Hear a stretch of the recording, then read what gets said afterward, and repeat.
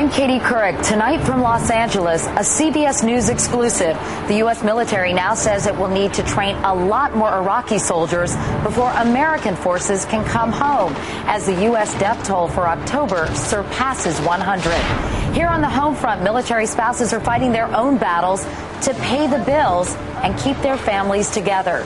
States, starting with California, are flexing their political muscle, telling Uncle Sam, if you won't tackle the tough issues, we will. And we'll remember the Gipper and his political revolution that started here in the Golden State 40 years ago. This is the CBS Evening News with Katie Couric. Hi, everyone. The day everyone is hoping for, the day American forces can finally come home from Iraq, seems more and more elusive. Just as the military announced that more than 100 U.S. troops have died this month alone, our David Martin uncovered some exclusive information at the Pentagon today, information that's likely to keep Americans in Iraq longer than anyone expected. Here's David's exclusive report. President Bush's national security advisor showed up unannounced in Baghdad today to meet with Iraq's Prime Minister Maliki, who, according to U.S. intelligence, is telling his inner circle the situation is nearly out of control. At the same time, CBS News has learned General George Casey, the U.S. commander in Iraq, is expected to recommend the size of Iraqi security forces be increased by up to 100,000. This comes just as the U.S. military is about to reach its long-stated goal of training and equipping 325,000 Iraqis to take over the fighting from American troops. Officials say the explosion of sectarian violence, which General Casey calls a fundamental change in the nature of the threat, now makes that number look inadequate. On top of that is the fact that on any given day, 1/4 of the Iraqi army is on leave. Increasing the size of the Iraqi security forces would also mean more American soldiers would be needed to train and advise them. The U.S. is also considering doubling from 12 to 25 the number of American advisors embedded in each Iraqi unit. General Casey is also expected to recommend equipping Iraqi security forces with more heavily armored vehicles, police now ride in pickup trucks, and heavier weapons. But an audit by a Pentagon inspector general found that of 370,000 small arms provided to the Iraqis so far, 14,000 could not be accounted for, and most came without spare parts or repair manuals. Perhaps most alarming, Iraq may not be able to pay for its army.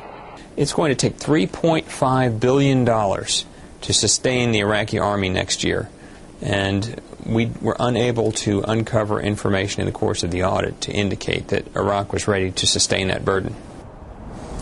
Increasing the number of Iraqi forces will take time, but if the situation is as bad as Maliki says it is, time may be in short supply. Katie? David Martin at the Pentagon. David, thanks so much.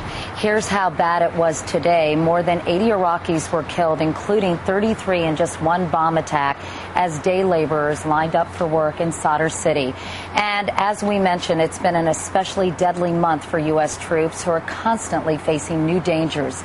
Here's Chief Foreign Correspondent Lara Logan.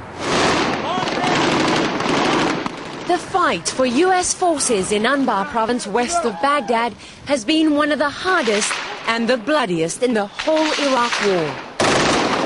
Because this is the Iraqi power base for America's greatest enemy, Al-Qaeda. More American soldiers die here every month than anywhere else in the country. But this month, the streets of Baghdad were even deadlier than Anbar. The 101st soldier killed in October, shot by an enemy sniper in the Iraqi capital today. While roadside bombs are still the single biggest killer here, there's been a sharp increase in sniper attacks. It's not just all about losing our people. You know, we're getting a lot of these guys out there, too. I mean, this month, probably 10 times more than what they've got with us. U.S. leaders have said their troops won't get involved in a civil war in Iraq. But American soldiers on the ground here now are already caught in a conflict between this country's two main ethnic groups that grows more violent and more bloody every day. For the soldiers left behind, memorial services are the last chance to say goodbye to fallen comrades. A brief moment to mourn before heading back out to continue the fight. Lara Logan, CBS News, Baghdad. The danger U.S. troops face every day in Iraq really hits home here in California.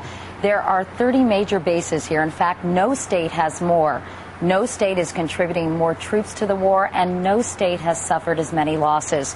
More than 300 men and women, nearly 10% of all those killed in action in Iraq and Afghanistan, were based here. I spent some time over the weekend with 3 military wives and their families here in Southern California. While 25,000 military men and women based in San Diego County are serving in Iraq, thousands more wives and children are soldiering on back home. What is it like for you all on a daily basis? You're not just the maid and the cook and the caretaker anymore. You're the sole disciplinarian. You are the electrician. Lauren Hastings' husband Justin is on a naval destroyer in the waters off Iraq. Erica Lukes is married to a Marine who just returned and could get shipped back any time. Amber Grogan has a 6-year-old daughter and a baby on the way. Her Navy husband won't be there when she gives birth in February. Has it been hard for your kids? She comes in my bed with me, and I just kind of like, hey, you're welcome anytime. But she hasn't slept in her room since Daddy left anyways. And you have to let them cry, and you just sit down with them and you hold them and you cry with them. I said, I wish I can just send this to Iraq. Many of these military families are financially strapped. More than 3,000 qualify for help when it comes to food and basic household items. Everything is tight. Money, bills, groceries. It's not nearly enough. I don't know that any military member wants pity. Go ahead. Lauren uses her home as a headquarters for distributing donated bread for other wives in the same boat. Every little bit does help. We don't make enough money that when the radiator breaks, we can just call somebody and take it to the garage and have them fix it. So it can be hard to make ends meet. Every month, at least 100 new families are added to the list of those who qualify for donated items. Organizers say they haven't seen this kind of need since World War II. They're needy. It's a shame that many of them are on food stamps, and yet they're fighting for their country. Most Americans would be so ashamed to know that. It happens. We need help just like any other person. Exactly. Mm-hmm. What these wives don't need help with is keeping a stiff upper lip. They say being left as the sole caregiver for months at a time has only made them stronger and more independent. And despite the fact that the majority of Americans oppose the war, they firmly believe in what their husbands are fighting for. A lot of people are against this war now. In general, how do you guys handle that? You know, what my husband does, how he feels. He feels that he contributes. It's the reason that the guy can stand on the street corner holding a flag upside down and not know how devastating that is to a soldier. And I'd like to thank Lauren, Erica, and Amber for sharing their stories with me and welcoming us all so warmly. Now an update on those wildfires here in Southern California that killed 4 firefighters and left a 5th still critically injured tonight. Today, residents were allowed to return home, and many found their houses in ruins. The fire burned 40,000 acres. Crews hope to finally have it contained tonight, and the search continues for the arsonist or arsonists who started the fire.